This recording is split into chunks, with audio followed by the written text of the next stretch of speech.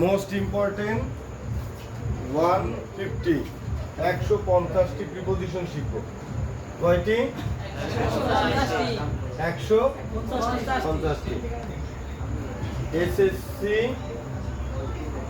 HSC 2026 SSC batch HSC batch উভয়ের জন্যই। হ্যাঁ পিছন সবাই দেখো, এইচএসসি এবং এইচএসসি উভয়ের জন্য 150টি preposition most important.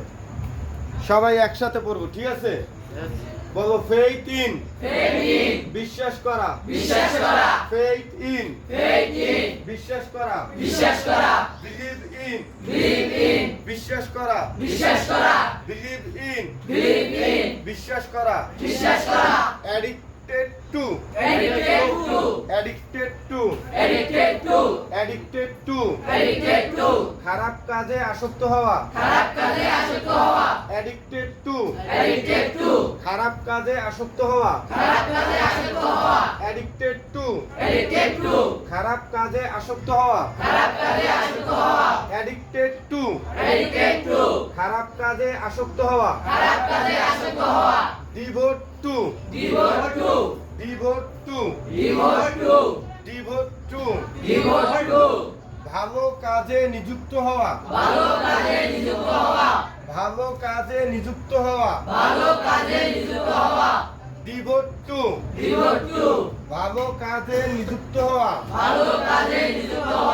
Devote two, ভালো কাজে নিযুক্ত হওয়া, ডিভোট টু, ভালো কাজে নিযুক্ত হওয়া,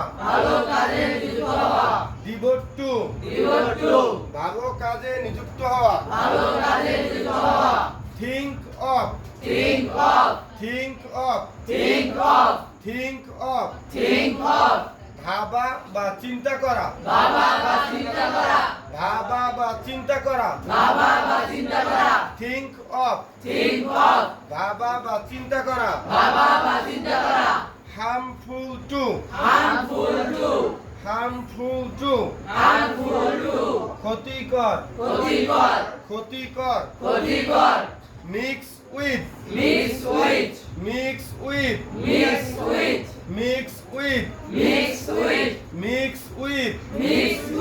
মিশে যাওয়া, মিক্স উইথ, মিশে যাওয়া, মিশে যাওয়া, অ্যাকর্ডিং টু,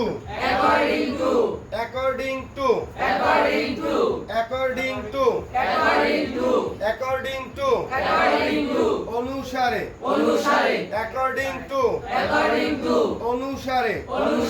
অ্যাকর্ডিং টু, অনুসারে, অ্যাকর্ডিং টু, অনুসারে, কনসাস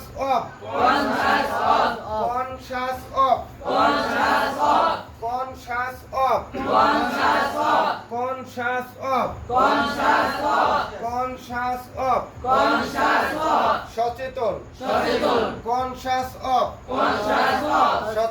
সচেতন, বাইরোট, মুখস্থ করা, বাইরোট, মুখস্থ করা, বাইরোট, মুখস্থ করা, adhere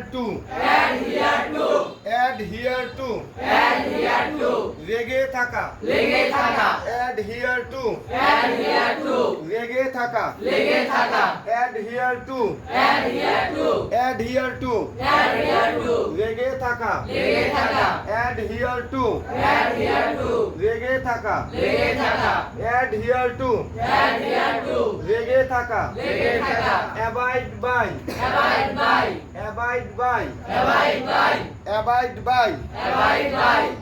by, মেনে চলা, abide by, মেনে চলা, abide by, মেনে চলা। এখন দেখো আমরা যে পড়লাম বাই, টু, তারপর হচ্ছে অফ, টু, উইথ, এগুলো হচ্ছে প্রিপোজিশন, এগুলো হচ্ছে টু, এগুলো হচ্ছে প্রিপোজিশন। তাহলে আমাদের পরীক্ষায় কিভাবে থাকবে? পরীক্ষায় থাকবে মিক্স শব্দের পরে একটু গ্যাপ দেওয়া থাকবে। কি দেওয়া থাকবে? গ্যাপ। এই গ্যাপের মধ্যে আমাদের এই উচ্চ বসায় দিতে হবে। ঠিক একইভাবে অ্যাকর্ডিং টু এর পরে এখানে একটা গ্যাপ থাকবে, এই টুটা আমাকে বসিয়ে দিতে হবে। তাহলে অ্যাকর্ডিং এর পর সাথে কি হবে? সবসময় টু হবে। আমি এক্সাম্পল দিব কিছু একটু পরে, আবার ক্লিয়ার করে দিচ্ছি।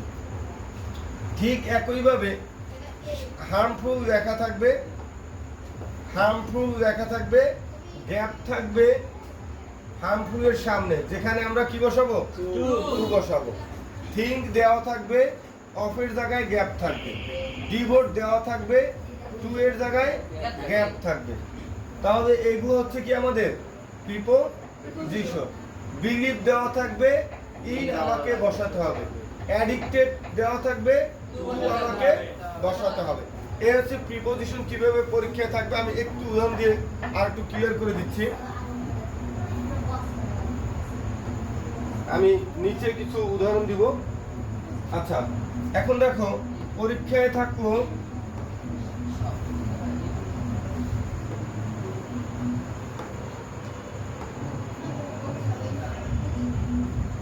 we should abide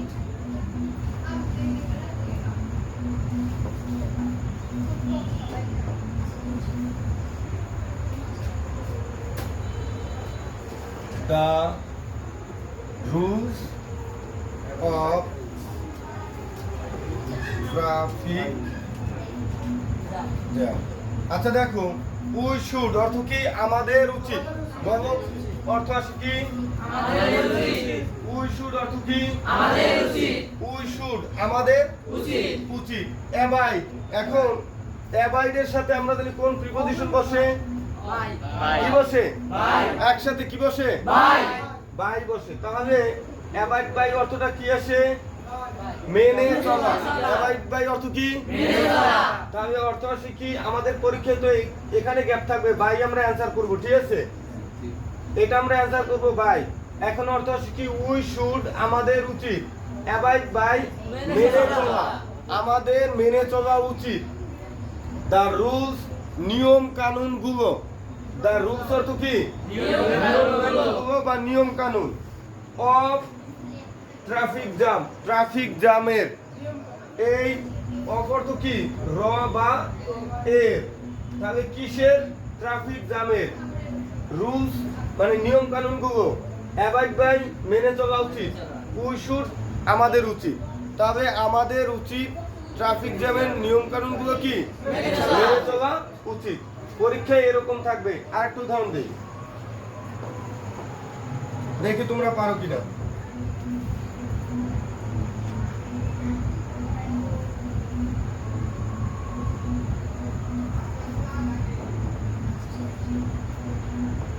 We should be conscious gap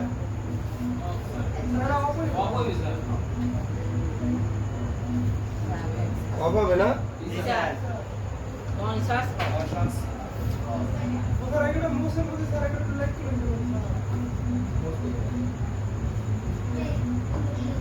আচ্ছা, এখন এখানে আমরা কি দিব? কি দিব? অফ। এখানে আমরা অনেক কিছু দিতে পারি। উই শুড বি কনসাস, শুধু আমাদের পরীক্ষা এটা দেওয়া থাকবে, এখানে গ্যাপ দেওয়া থাকবে। আমরা এখানে কি দিব? অফ। কি দিব? অফ। ঠিক আছে? তাহলে আমাদের সচেতন হওয়া উচিত, আমাদের সচেতন হওয়া উচিত। এখন তুমি যেই সম্পর্কে দাও ওটা সামনে লিখে দিবা, যে কি? The bad effect, the bad effect of smoking. তাহলে অর্থটা শিখি, আমাদের উচিত সতর্ক হওয়া বা সচেতন হওয়া কি সম্পর্কে? The bad effect of smoking, ধূমপানের খারাপ প্রভাব সম্পর্কে, ধূমপানের খারাপ দিক সম্পর্কে আমাদের কি হওয়া উচিত? সচেতন হওয়া উচিত। তাহলে পরীক্ষায় কিভাবে আমরা বুঝতে পারছি তো? আমাদের কি করতে হবে? মোস্ট ইম্পর্টেন্ট 150টা প্রিপোজিশন মুখস্থ করতে হবে। সবাই করবো ইনশাআল্লাহ।